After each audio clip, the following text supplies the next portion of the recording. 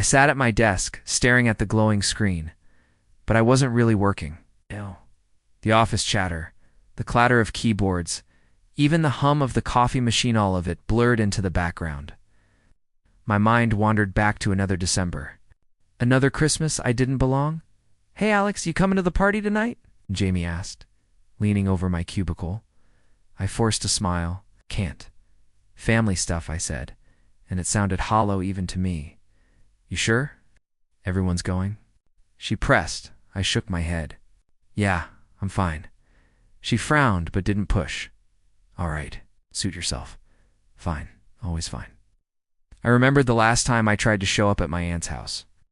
I rang the doorbell, gifts in hand, hoping anyone would say, "Alex, we're glad you're here." Instead, the door opened just a crack. My cousin smirked, and my aunt whispered, "Oh, didn't know you were coming. They never saw me, never expected me, never cared." And now, nothing had changed. I leaned back and rubbed my temples. My phone buzzed. A message from my cousin, Daniel. "Mom said she hopes you're having a nice day. Don't forget to eat." I could practically hear the laugh hidden behind those words. Daniel always thrived in the spotlight my parents saved for him. Every achievement, every compliment, every smile they reserved for him, not me. I typed back, "Thanks, I'm eating." Not a lie, just emptiness wrapped in a few words. Then another ping Jamie again. "Dinner at mine later? Just friends?" It hesitated. Friends were good. Friends were safe. But the seat at the table, I really wanted the one that mattered, was empty. That seat had belonged to me since I could remember. Later, I met Jamie and a few others at her apartment. The warmth of the room, the chatter, the laughter, was a relief. But it wasn't home. I told them stories, cracked jokes, nodded along. When they gushed about their families, I could feel my smile stretching like a thin mask over the loneliness. "So, you ever think about just skipping it?" Jamie asked softly. "You know, forget family for good?" I looked at her, and for a second, I almost laughed. "Every year, Jamie. Every year I think about it. But it never feels like the right time." "You're stronger than you let on," she said. "But you don't need them. Really." I nodded. But deep down, the longing didn't disappear. I wanted them to care, to notice me, to remember me, without having to force it. Was that too much? Thought gnawed at me as I left Jamie's apartment. Snow had started falling, tiny flakes melting as they hit my coat. The city lights reflected off the wet pavement. But all I saw was the empty seat at every Christmas table I'd ever wanted to sit at. The office, the apartment, the friends, they were all fine. Safe. But they didn't replace the sting of being invisible. I remembered Daniel showing off his new gadget last year, my parents laughing, clinking glasses, and me sitting in the corner, pretending not to notice. I had tried to speak up once, only to be cut off mid-sentence. "Oh, Alex. You wouldn't understand," Mom said. The words stung, sharper than any slap.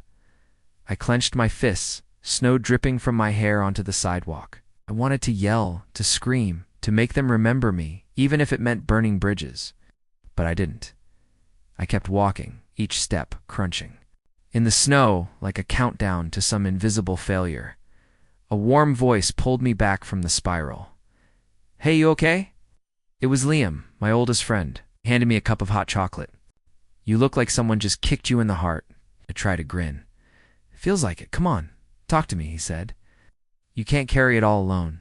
I took the cup, hands wrapped around it. "It's just Christmas, Liam. Every year, it's the same. I show up, they ignore me, I leave." Liam nodded, eyes sympathetic. "Then maybe it's time you do something different for you." I laughed softly, bitter but intrigued. "Yeah, maybe. But it's complicated, you know. Nothing worth it ever isn't," he said. And for some reason that hit harder than any insult or rejection I'd endured. The snow kept falling as I walked home, cold seeping through my coat, but the chill didn't touch the fire growing inside me. I would show them, not with words, not with pleading, with proof, with power. them remembering me whether they liked it or not. And Daniel, oh, Daniel would learn the meaning of being ignored. For the first time that night, I felt the thrill of possibility. I didn't just want to exist in their memory. I wanted to own it. And this year, this Christmas, I was scrolling through listings late at night, half watching the city lights blur past my window, when something caught my Aja mansion tucked into the mountains, snow-capped, isolated, untouchable. My chest tightened. Whoa. I muttered to myself. Ava, sitting across the office table, raised an eyebrow. What is it? This place. Look at it. It's perfect, I said, showing her the screen. She leaned closer, eyes scanning the ad. That's ambitious. Ambitious? No, it's necessary. My fingers drummed the desk. This year, Christmas doesn't happen at their house. This year it happens at mine. Ava tilted her head. Yours, Alex. I like the idea. But are you sure you want that kind of attention? Your family can be complicated. Smiled, a little crooked. Exactly why they need to feel it. Not just know I exist, but see it, hear it, remember it. You sound determined, she said softly. Just don't let it become about revenge. Let's make it about you first. I stared at the mansion again.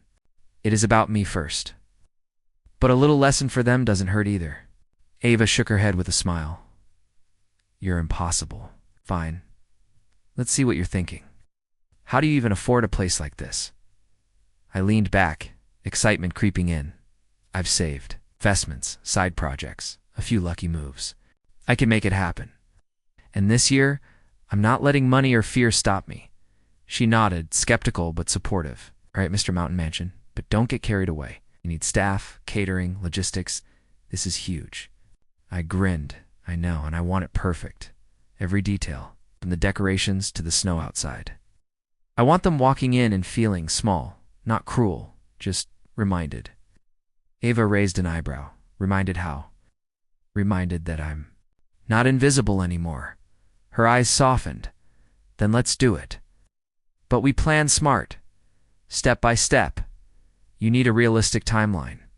I pulled out a notebook, already scribbling ideas. Step 1, contact the realtor. Step 2, finalize the lease. Step 3, hire the staff and caterers. Step 4, decorations. Step 5, invitations. Ava smiled. And step 6, make sure you survive their reactions. I laughed, but my mind raced with possibilities. Invitations. Oh, how I would word them.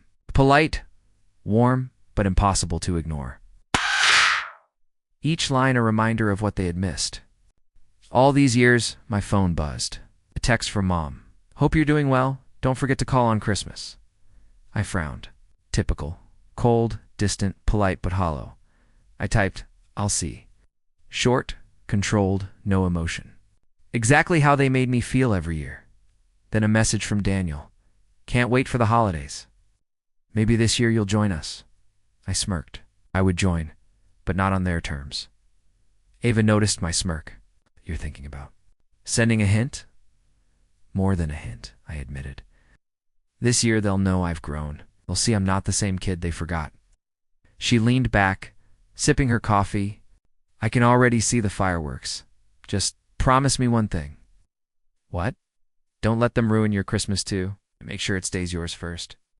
If you focus on them too much, you'll lose the joy of it. I nodded. I will. But a part of me can't help it. I want them to notice. I want them to regret forgetting. Ava shook her head with a knowing smile. You're impossible, but I'll help step by step.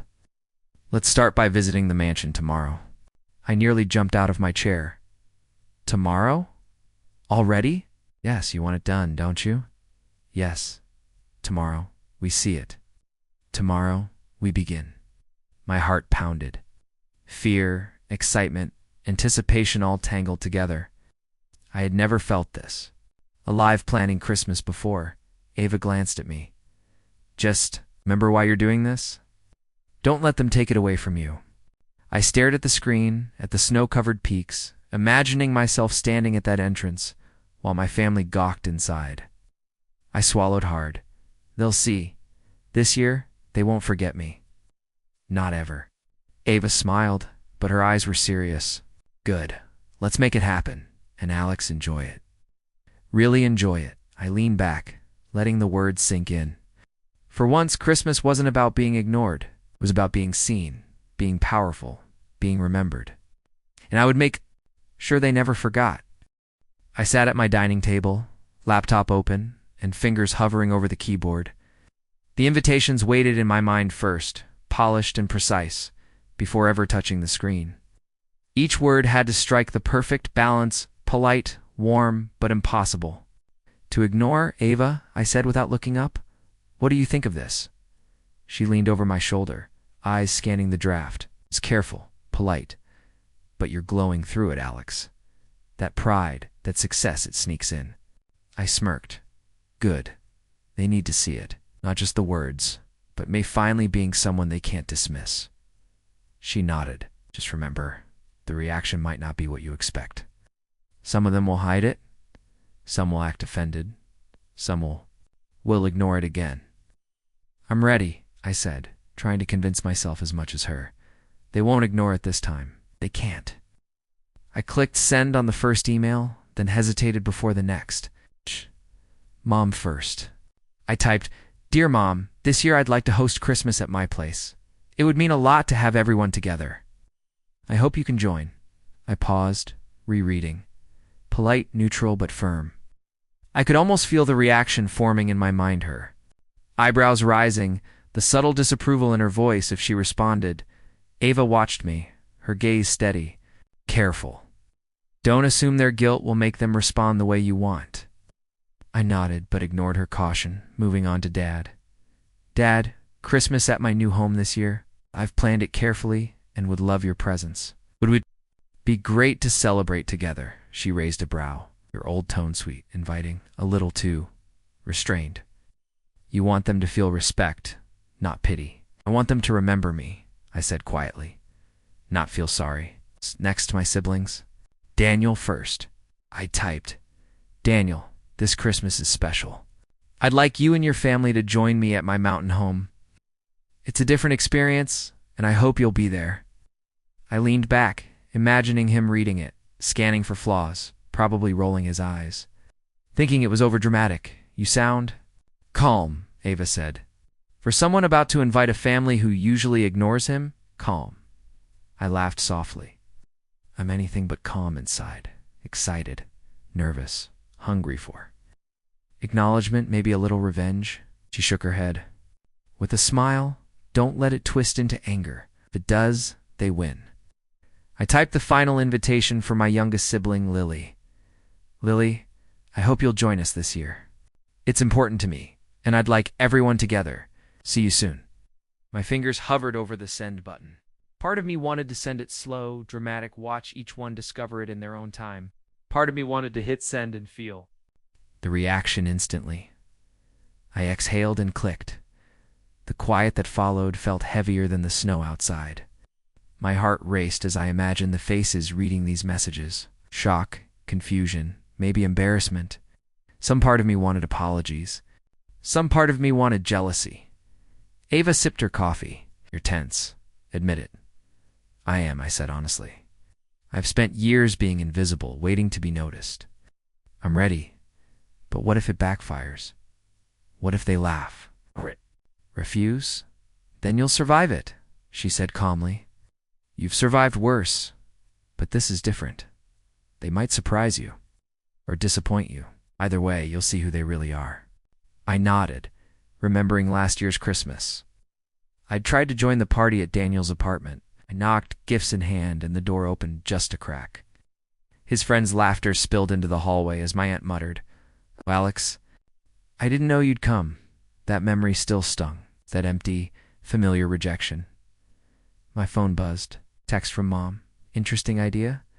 We'll think about it. Don't overdo it. I stared at it. Interesting idea. Overdo it. Always the condescending tone. You can't just accept that I'm capable. Exactly, Ava said softly. That's why you need this. To show them, without words, who you've become? I typed back, hope you enjoy seeing it for yourself. I've planned everything carefully. Polite, firm, no room for dismissal. Another buzz, Daniel. Mountain home? Sounds fancy? Sure you can handle it? I laughed aloud, the sound echoing in the quiet apartment. Handle it? I muttered. Oh, Daniel, I'll handle it. More than you can imagine. Ava glanced at me. Your eyes are shining. Don't let your excitement turn into arrogance. I shook my head. It's not arrogance. It's validation. It's proof that I'm here and I matter. I've waited too long. She smiled knowingly. Then let's prepare for the fallout. See it, all right? And whether they like it or not, this Christmas will be yours. I leaned back, imagining each one opening the invitations. Their expressions shifting from casual indifference to surprise, maybe embarrassment. Hope mixed with quiet revenge bubbling under my skin. Yes, I whispered to myself, they'll remember me this time, and they'll never forget it. CHP. For the car tires crunched over fresh snow as Ava drove us up the winding mountain road. I pressed my forehead against the glass, the glow from the mansion ahead, making my chest tighten. It was bigger than I imagined, wide, pristine, and isolated. Wow, Ava whispered. This is impressive. I grinned, trying to hide the shiver of excitement. This is the part where I finally get to show them I'm not invisible. Any more? She glanced at me, skeptical but amused. Careful? They might be more awkward than impressed. I'll manage, I said. They always have to look like everything's casual, even when it's obvious they're shocked. We stepped out, the snow crunching beneath our boots. A pair of staff greeted us immediately. Professional, efficient. Welcome, Mr. Alex. We'll take care of everything, one said, bowing slightly. Thank you, I said. Please, make sure everything is perfect.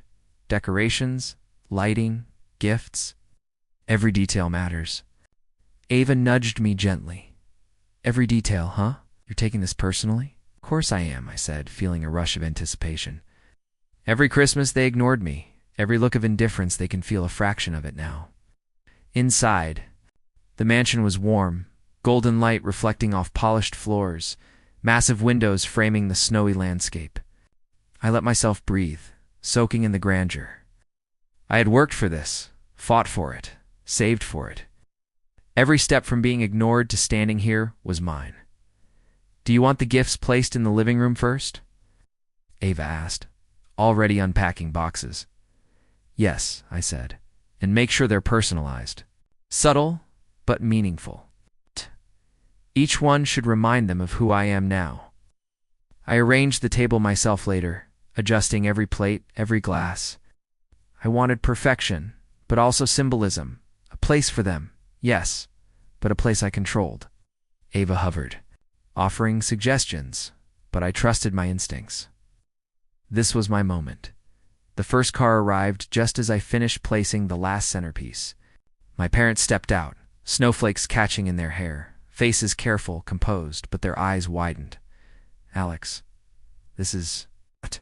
Mom began, hesitation dripping from every word. Yes, I prompted.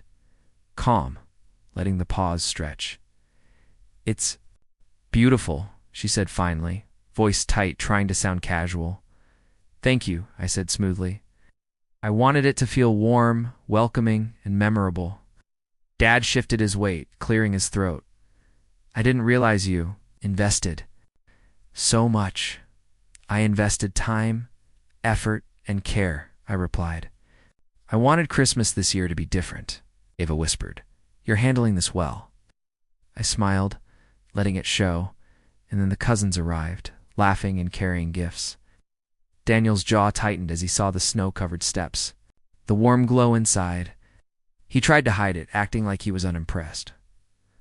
Oh, it's nice, he said, voice casual, eyes flicking around. Thanks, I said, gesturing them inside. I'm glad you could come. Lily followed, looking between me and the mansion like she wasn't sure what to feel. Alex, this is huge, she said softly. It's mine, I said simply. And it's for all of us to enjoy tonight. A few aunts and uncles arrived, their polite smiles barely covering curiosity and subtle judgment. Alex once said, "You've really outdone yourself." Let the words linger in the air. I wanted to create something special, something we'll remember. Inside, the warmth and scent of pine, cinnamon, and baked treats filled the air. Ava guided the staff to serve drinks while I oversaw the final touches, small gifts on each plate, tiny reminders of my journey carefully chosen. Meaningful. Mom glanced at the table, her lips pressing into a thin line. You've really thought of everything. Of course, I said. I wanted tonight to be perfect. Daniel muttered something under his breath, a mix of envy and irritation. I caught it, smiled subtly, and poured him a drink. Relax. Daniel, there's room for everyone here. The evening began with careful conversation, polite laughter, and forced compliments. I let them talk, let them pretend casual confidence, while I watched the subtle discomfort flicker in their eyes as they noticed the house. The table, the attention to detail. Ava leaned close. You're enjoying this too much? I am, I admitted. It's not about humiliation. It's about acknowledgement, about finally being seen. The snow fell silently outside, the mansion glowing against the dark night. I felt a rush of satisfaction, knowing they had to step into my world, even if just for a few hours. They couldn't ignore me anymore. Not here, not now, not tonight. And as the first toast was raised, I realized it wasn't just about revenge or pride. It was about claiming my place, finally. For once, I was the one who had power, the one they had to notice, the one they couldn't forget. Dinner was served, and everyone gathered around the grand table I had arranged. The candles flickered, snow softly visible through the windows, and I could feel the tension radiating from my family like static electricity. So, Alex, Dad began, voice careful, this place is impressive. Thank you, I said, smiling warmly. I wanted it to be welcoming for everyone. Mom sipped her wine, eyes darting around. It's different from what I imagined. Very luxurious. It's different is good, I replied lightly, especially when it's something we've never done before. Daniel smirked slightly, leaning back in his chair. I didn't think you could pull off something like this.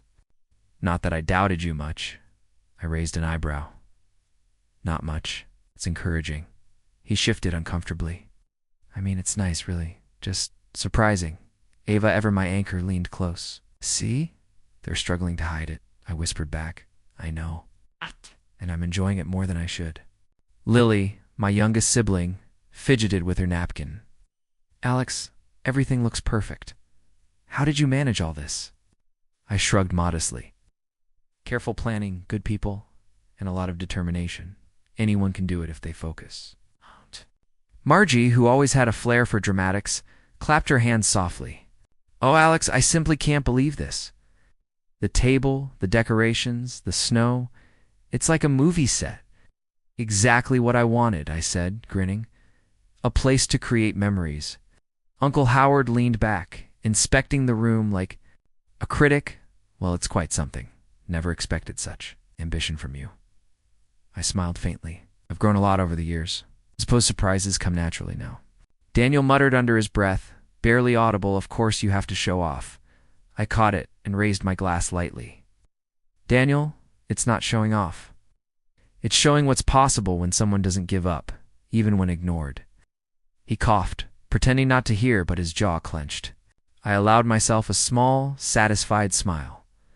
Mom leaned forward, voice sweet but pointed. Alex, are you managing all of this yourself, it seems? Overwhelming. Partly, I said. Has been a huge help keeping everything organized. But I enjoy the work. It's part of the experience.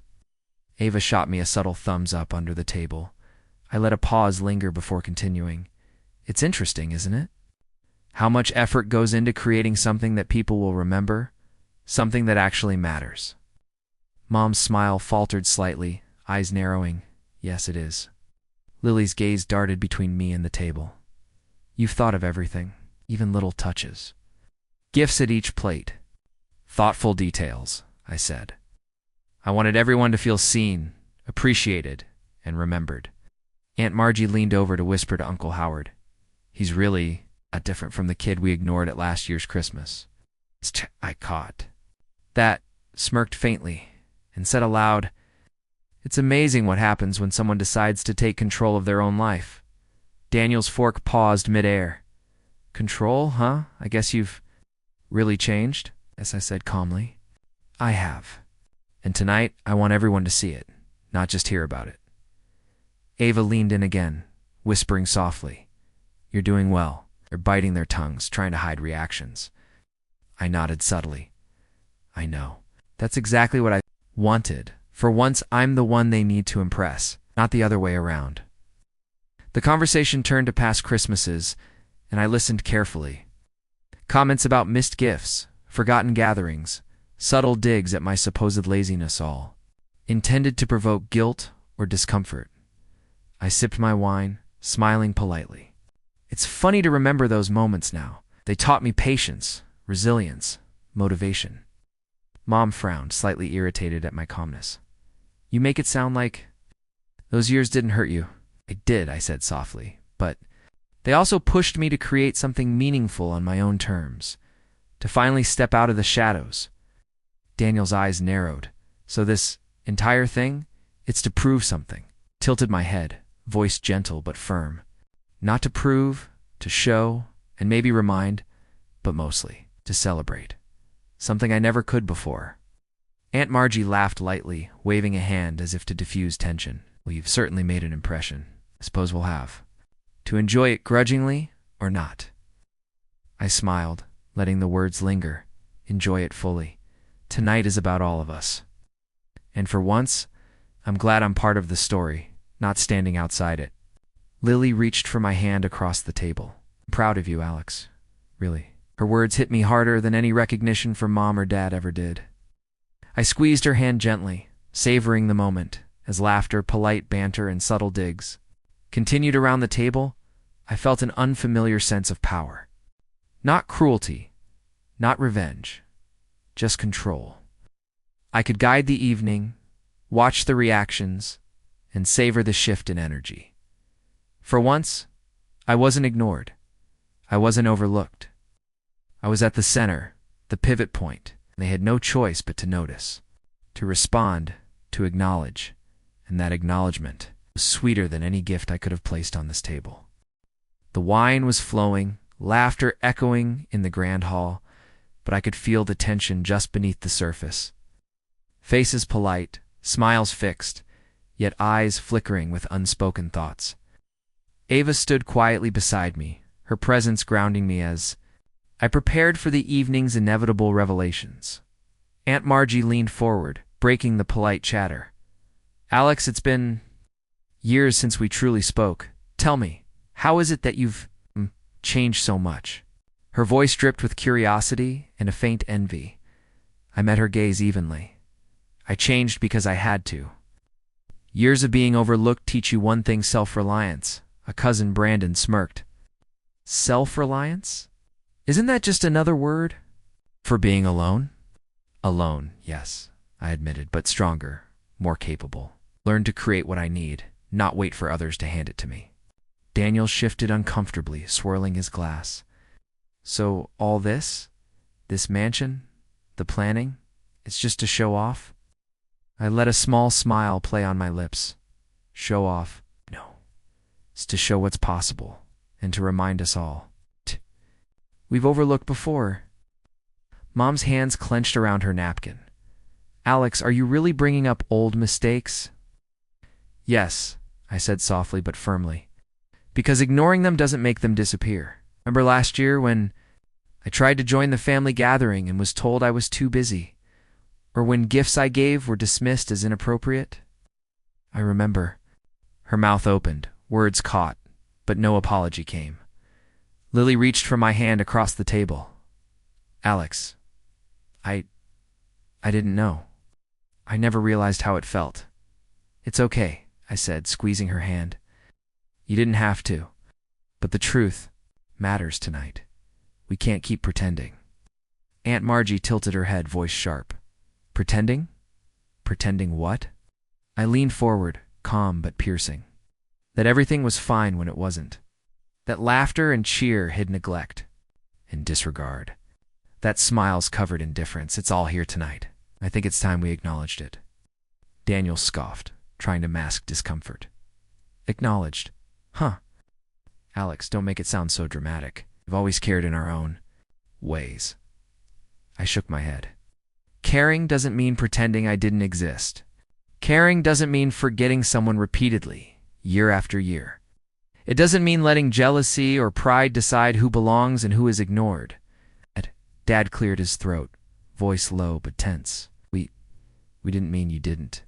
See, I interrupted gently, and that's the point. Tensions matter less than impact. You ignored me. Because you wanted to, maybe, but because it was easier. Because you couldn't recognize someone growing up differently from your expectations. Ava touched my shoulder lightly, grounding me. Stay steady. You're doing this with dignity, Alex. I exhaled and nodded, letting her support anchor. Me. Let's talk about past betrayals. Remember when Brandon helped me with that college application, only to take credit for my work in front of the family? Or how Aunt Margie sided with Daniel when I was left out of family decisions? The room went still. Eyes widened. Whispers passed. Faces flushed. Brandon muttered, I didn't realize you did, I said softly. You always did, and that's what hurts. Not mistakes made once, but consistent disregard. And yet here we are, pretending everything is fine. Mom's voice quavered. Alex, I didn't know it affected you so deeply. It did, I admitted, and it shaped me. But not in the way you think. I didn't just suffer. I learned. I grew. I became someone who doesn't need validation from neglect, someone who doesn't rely on approval to feel worthy. Daniel shifted in his chair, looking away. So, what now? You angry? I shook my head. Anger fades. What matters is self-respect. Power doesn't come from punishing others. It comes from recognizing your own value and standing firm. Lily's eyes glistened. Alex, you're incredible. Not incredible, I said, smiling at her. Just present, just aware. Finally, in control of my story. Aunt Margie let out a nervous laugh. Well, Alex, you certainly command attention. Yes, I said, voice calm, and it feels good. Not to humiliate, not to boast, but to be recognized. To be acknowledged after years of being invisible, and perhaps for some of you to understand what it feels like. To overlook someone quietly hurting. A hush fell over the table. Each subtle jab, each concealed slight had surfaced, and instead of chaos, I felt a strange satisfaction. Not revenge, not gloating, just clarity. Ava leaned close, whispering, You handled that beautifully. They see it. They feel it. I nodded, eyes scanning the room. His faces shifted, tension. Thick, but softened by awareness. For once, I wasn't the one shrinking into corners, apologizing or explaining. I was the observer, the pivot point, the one finally recognized. I don't expect apologies, I said quietly. I only expect honesty. Tonight we acknowledge the past, learn from it, and move forward differently. Mom exhaled, hesitant but sincere. Perhaps we've been blind. And perhaps, I said, leaning back, it's time we all opened our eyes, including me. I forgive, but I won't forget. I will remember, because remembering makes me stronger, and acknowledging the truth allows us to be better. Squeezed my shoulder. Exactly. You own this, Alex. Fully. I smiled, finally relaxed, letting the warmth of the mansion, the snow outside, the flickering candlelight wash over me. For the first time in years, I felt balanced, not invisible. Not resentful, just fully. Myself, and that was the ultimate power. The evening had settled into a quiet hum of conversation, the mansion glowing against the snow outside. I cleared my throat, standing slowly. The family turned toward me, polite smiles masking curiosity, skepticism, and a hint of unease. On my own, I'd like to say a few words, I began, keeping my tone calm, steady. Not about the house or the decorations or even the food. Tonight isn't about that. Mom's eyebrows rose, cautious. Dad leaned back, arms crossed, and Daniel's smirk faded into something unreadable. I took a breath. Tonight is about recognition, about seeing what's been ignored, about understanding the consequences of neglect. Aunt Margie tilted her head. Consequences? Alex, you're dramatic as always. I smiled faintly. Perhaps, but not unfounded. I gestured to a box beside me. This, I said, lifting it, is a symbolic gift, something I've prepared for all of you. Brandon's eyes narrowed. A gift, really? After all this drama? Yes, I said simply. A gift that represents years of being overlooked, dismissed, and forgotten. A gift that proves growth doesn't depend on recognition, and success doesn't require approval. Mom's lips pressed together. Alex, I cut in gently. Please, just listen. Opening the box, I revealed a series of framed photographs. Not just any photos, but snapshots of my life over the years. Achievements, quiet victories, moments of self-improvement, small milestones that no one had ever celebrated with me. Each frame was labeled with a date and a short description, but the message was clear. I thrived despite them, without them, and I had become someone they could no longer ignore. A stunned silence filled the room. Lily's hand covered her mouth. Alex, I didn't know you kept all this. Two woke to the soft hush of snow falling outside. The world was white, still and quiet, like it had paused just for me. I leaned against the window, watching flakes drift lazily, and felt a calm I hadn't known in years. Ava appeared behind me, carrying 2 mugs of steaming coffee. Morning, she said softly. Looks like the snow finally decided to cooperate. I smiled, taking a mug. Morning. It's perfect. Peaceful. She joined me at the window, eyes scanning the snowy landscape. You look different. Today. Lighter, I mean.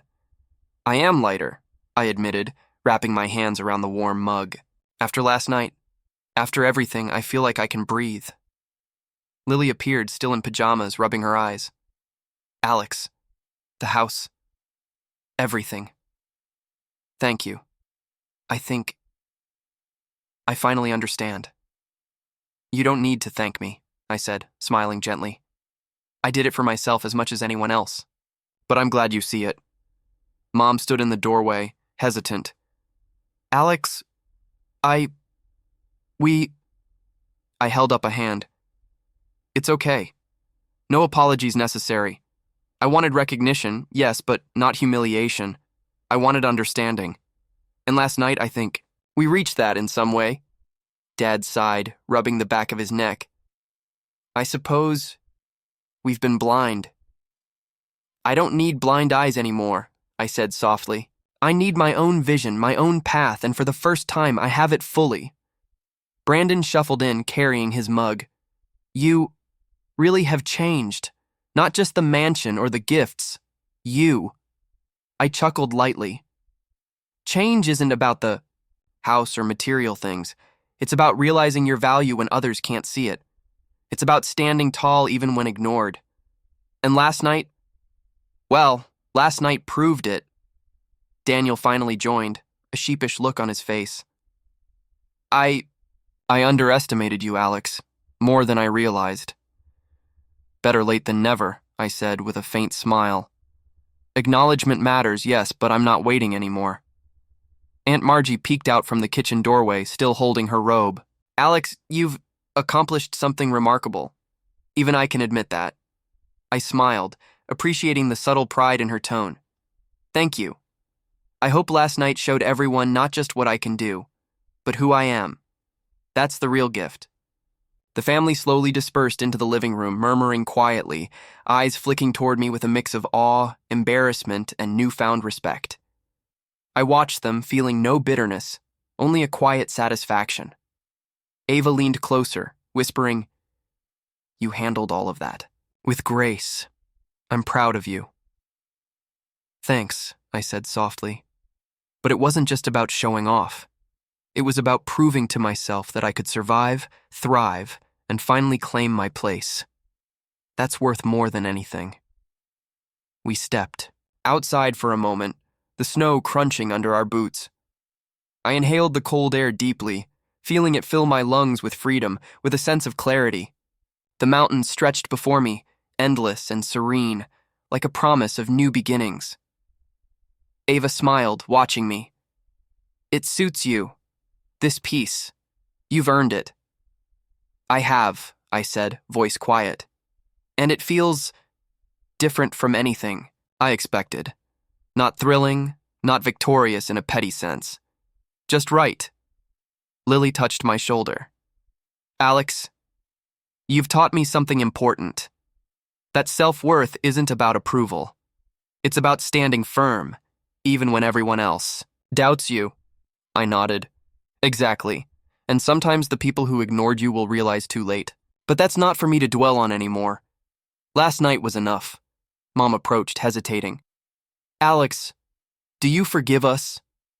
I paused, letting the silence stretch. Forgiveness isn't about them anymore. It's about me. I released the anger, the hurt, the resentment. I've carried it for too long. Now I stand free, and that's more than enough. Dad finally said quietly, We hope you'll always remember this Christmas." "I will," I said softly. Not because of the snow or the gifts, but because I finally remembered myself. That's the gift I've been waiting for all these years. The family slowly left the room, some lingering for a moment, unsure, hesitant, but changed. I watched them go, feeling neither triumph nor gloating, only the calm of completion, the quiet warmth of self-respect. Ava stayed beside me, her hand brushing mine. "So, what now?" I gazed out over the snow-draped mountains, letting the quiet settle into my bones. "Now, we live, we build, we grow, we enjoy, without waiting for anyone else's approval, without carrying past neglect. This is just the beginning." She smiled, squeezing my hand. "Then let's make it count." I took a final look at the mansion, the mountains, the snow. The letters of past pain, the silence of being overlooked, the nights of longing, all were behind me. I was here, fully present, fully myself. And as the snow continued to fall, soft and persistent, I felt a certainty I hadn't known in years. I had survived. I had grown. I had won. Not through revenge, not through pride, but by standing tall, embracing my worth and claiming my life on my terms. The mountains stretched endlessly, the mansion glowing softly behind me, and I knew. This was my chapter, my story, my victory. I inhaled one last deep breath, letting it fill me, and whispered to myself, I am enough. I have always been enough. Ava smiled beside me, and together we watched the snow fall. Calm, serene, unstoppable.